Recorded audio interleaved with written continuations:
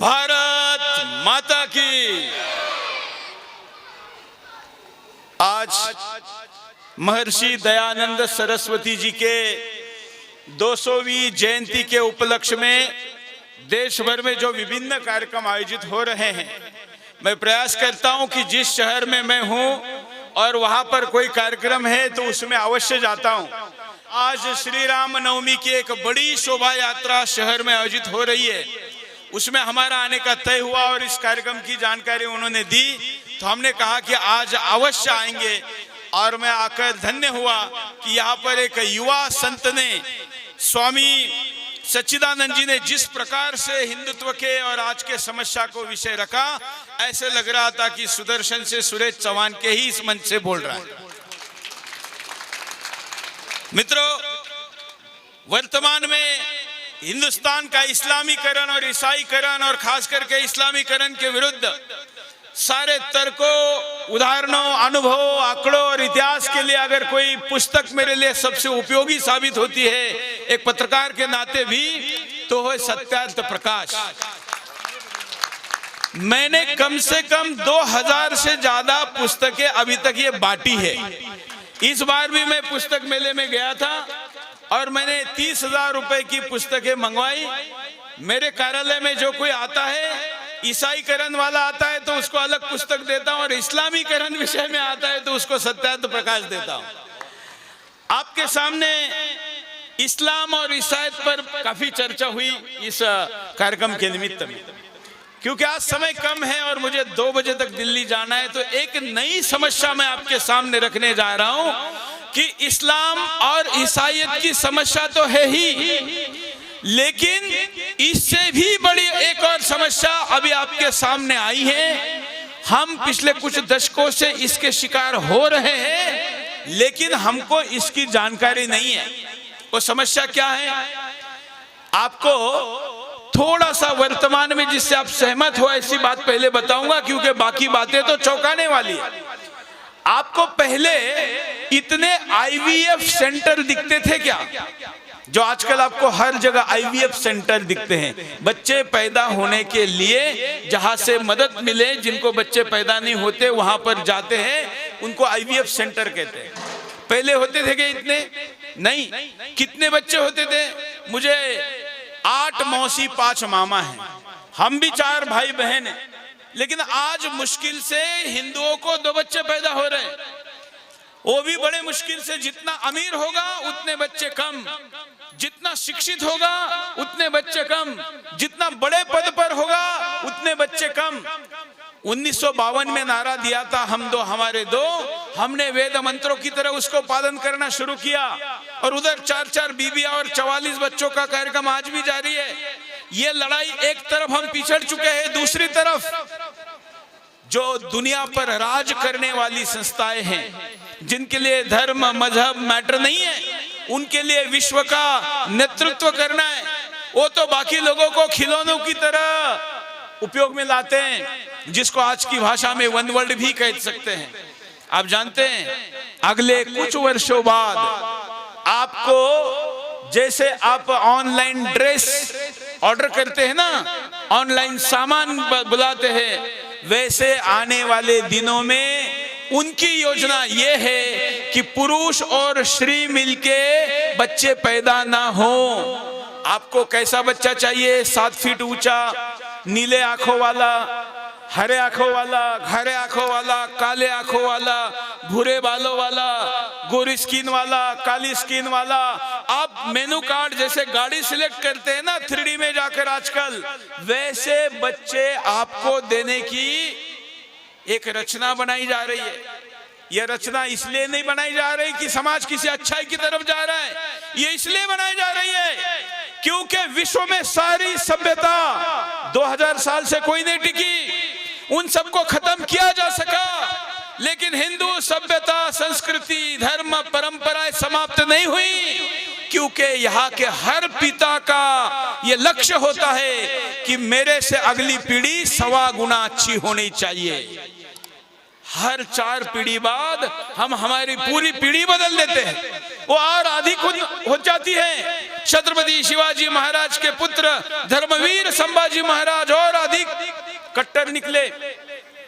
ये ऐसा समाज जो नवन पीढ़ियों को आगे बढ़ाता जाएगा, वो अगर और अधिक अच्छे बच्चे पैदा करेगा। कंप्यूटर उन्होंने बनाया लेकिन राज हम कर रहे हैं, सॉफ्टवेयर उन्होंने बनाया लेकिन राज हम कर रहे हैं, कंपनियां उन्होंने बनाई लेकिन उनको हम चला रहे हैं। आज 500 फॉर्च्यून कंपनियां जो विश्व का बजट बनाती हैं, उसको चलाने वाला कौन है? हम हैं। तो ये प्रतिभाशाली बच्चे अगर पैदा होंगे तो दुनिया पे राज कौन करेगा? हिंदू करेगा। ये नहीं होने देना है। तो परिवार व्यवस्था को खत्म करो। परिवार व्यवस्था समाप्त करने के लिए हमारे संस्कृत में, यहाँ तो शास्त्री जी बैठे, शास्त्री जी हमारे यहाँ पर डाइवोर्स और तलाक का कोई शब्द निश्चित तौर पर हमारे डिक्शनरी में नहीं है, लेकिन ये लाया गया। आज हिंदुओं का डाइवोर्स आसान किया गया। पहले डाइवोर्स का एप्लीकेशन देने के बाद 2 वर्ष लगते थे, फिर 1 वर्ष किया, 6 महीने किए, और अब लोग कह रहे हैं और कुछ जज साहब कह रहे हैं कि 6 महीने भी क्यों चाहिए, पिज्जा जैसे 30 मिनट में डिलीवर हो जाता है। डाइवोर्स का एप्लीकेशन लगाने के बाद उसको डिलीवर कर दो। मतलब परिवार टिके नहीं, क्योंकि परिवार व्यवस्था हिंदू धर्म की नींव है। इस परिवार ने ही भगत सिंह दिए, इस परिवार ने ही छत्रपति शिवाजी महाराज दिए, इन परिवार व्यवस्था ने ही दयानंद सरस्वती दिए। सारे ये लोग परिवार व्यवस्था में पीछे कोई देखने वाला था, इसलिए निकल पाए। उस परिवार को समाप्त करना है। मनुष्य जाति को दूसरे मनुष्य के साथ के कमिटमेंट, अटैचमेंट, ये मनोभाव से दूर करना है। और इसलिए पश्चिम में जैसे कपड़े बदले जाते हैं, वैसे औरतें पति बदलते हैं, पति पत्नियां बदलते हैं। हालांकि वहां तो पति पत्नी नहीं, वाइफ और हस्बैंड कहते हैं, वो बदलते हैं। ये बदलने के बावजूद भी जो दोनों ने मिलकर बच्चा पैदा होता है, उसके प्रति भी कोई अटैचमेंट नहीं है, वो कहीं और कहीं रहता है। कई लोगों को तो आपको पता है, पिछले दिनों अमेरिका के राष्ट्राध्यक्ष जब क्लिंटन बने तो विज्ञापन निकाला गया कुछ लोगों के द्वारा ये दिखाने के लिए कि इनके पिता कौन है, खोज कर लाओ, दिखाओ। क्योंकि माँ ने कहीं और शादी कर ली, पिता ने कहीं और कर ली, परिवार व्यवस्था समाप्त हो गई। तो वहां कंपनियों का राज चलता है, संस्कारों का नहीं चलता है।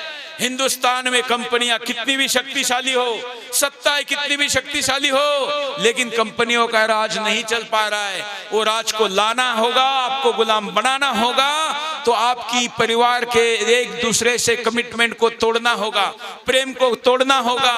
और वो तोड़ने के लिए अगर किसी को पेट से जन्म ही नहीं देंगे तो फिर क्या होगा?